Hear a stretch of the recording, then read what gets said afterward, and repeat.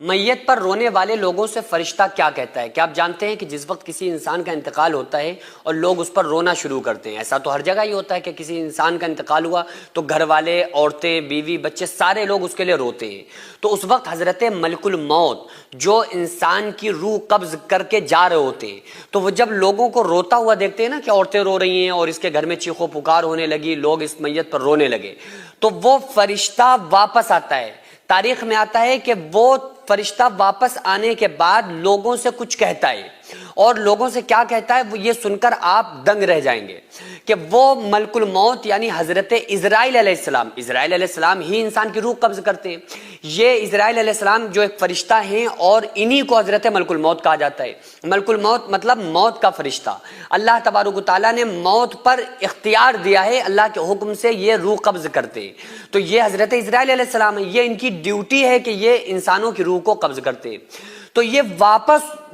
آتے ہیں، جیسے روح نکال کے جا رہے ہوتے ہیں، لوگ رونا شروع کرتے ہیں تو فوراً گھر کے اندر واپس آتے ہیں اور لوگوں سے کچھ کہتے ہیں۔ یہ بات الگ ہے کہ اللہ تبارک و تعالیٰ نے فرشتوں کو ہماری نگاہوں سے پوشیدہ کر دیا کہ ہم فرشتوں کو نہیں دیکھ پاتے، لیکن چونکہ جو بات وہ کہتے ہیں یہ بات ہمیں ملتی ہے احادیث کی روشنی میں، تو وہ بات پر ہمیں غور و فکر کرنا چاہیے۔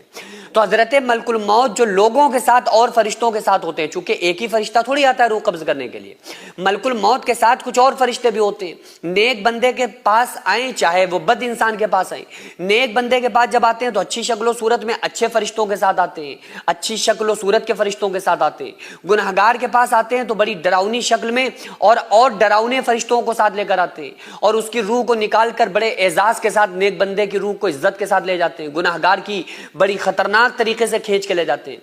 تو وہ سارے فرشتے پھر گھر کے اندر داخل ہوتے ہیں اور کہتے ہیں ان لوگوں سے جو لوگ رو رہے ہوتے ہیں میت پہ۔ وہ فرشتے اپنی زبان حال، زبان قلب سے یہ کہنے کی کوشش کرتے ہیں کہ اے لوگوں سنو،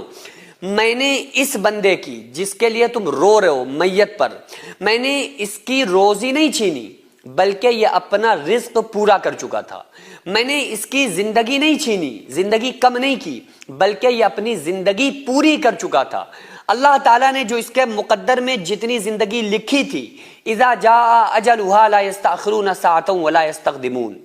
اللہ فرما رہا ہے کہ جب موت کا وقت قریب آ جاتا ہے تو ایک ذرہ نہ اس میں جلدی ہوتی ہے نہ ایک ذرہ دیری ہوتی ہے، تو فوراً وہ فرشتہ جو ہوتا ہے وہ کہتا ہے کہ دیکھو میں نے اس کی روزی نہیں کم کی، میں نے اس کا رزق نہیں چھینا، میں نے اس کی زندگی نہیں کم کی، میں نے اس کی عمر نہیں چھینی، بلکہ یہ اپنی زندگی میں جو زندگی کے لمحات تھے وہ جی چکا تھا، جو اس کی قسمت میں جو رزق تھا یہ